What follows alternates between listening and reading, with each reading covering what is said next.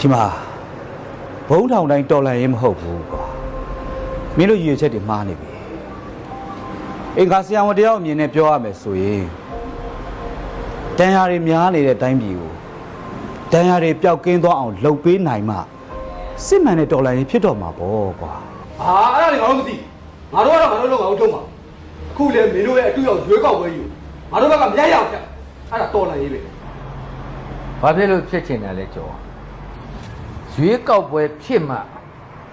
မင်းတို့လိုချင်တဲ့ဒီမိုကရေစီလမ်းကြောင်းဆိုတာပွင့်သွားမှာပေါ့ဟမ်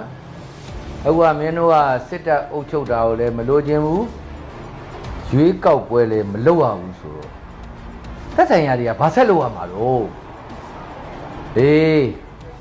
မင်းတို့သိထားမှာကစစ်ရေးနိုင်ငံရေးပြိပက္ခတွေကိုအဆုံးသတ်ပေးနိုင်တာရွေးကောက်ပွဲ